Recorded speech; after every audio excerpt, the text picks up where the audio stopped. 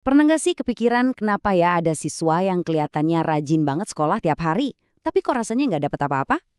Nah, hari ini kita bakal kupas tuntas sebuah krisis yang seringkali nggak kelihatan dalam dunia pendidikan. Fenomena bersekolah tanpa belajar. Kita mulai dari pertanyaan ini, yang mungkin sering kita lihat.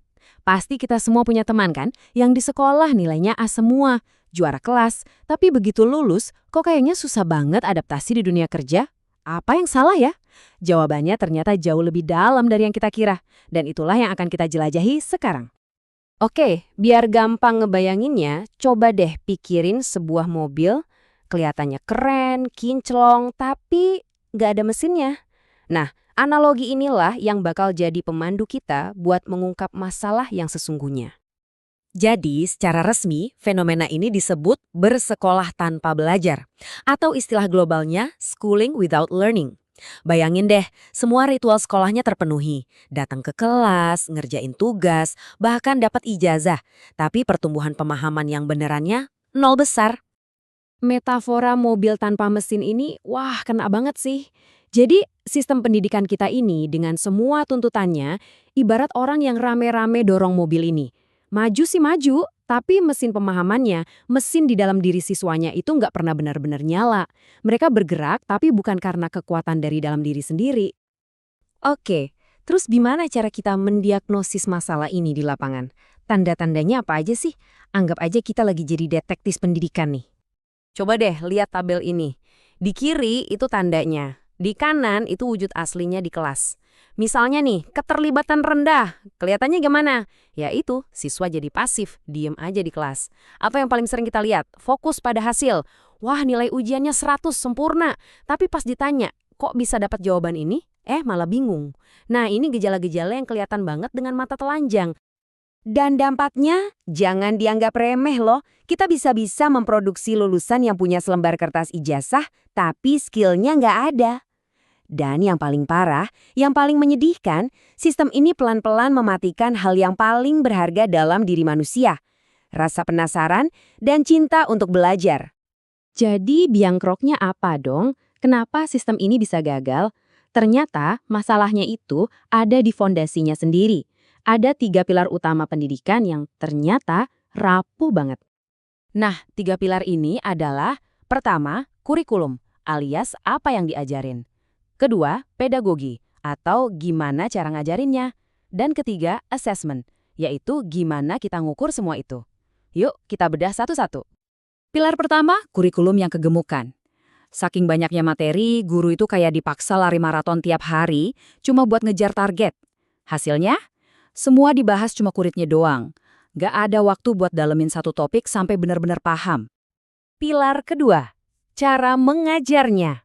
Jujur aja, kita masih sering banget kejebak sama metode jadul. Guru narangin di depan, murid nyatet. Udah, siswa itu dianggap kayak gelas kosong yang tinggal diisi. Nggak ada kesempatan buat nanya, berdebat, apalagi nemuin jawabannya sendiri. Dan ini nih, pilar penentunya. Cara kita menilai. Kalau ujiannya cuma ngetes hafalan jangka pendek, kayak ngajarin burung beo buat niruin suara, iya jangan heran kalau seluruh sistem akhirnya cuma fokus buat nyetak beo-beo pintar, bukan para pemikir kritis yang bisa mecahin masalah nyata. Oke, penyakitnya udah ketahuan, gejalanya udah, akar masalahnya juga udah. Sekarang, apa obatnya? Jawabannya adalah kita butuh pergeseran total. Kita harus pindah ke apa yang disebut pembelajaran bermakna atau deep learning. Kuncinya itu ada di perubahan peran guru. Seperti yang bisa kita lihat di sini. Guru bukan lagi penceramah utama, tapi jadi fasilitator. Jadi, guru bukan lagi satu-satunya sumber ilmu, tapi lebih kayak arsitek yang rancang pengalaman belajar.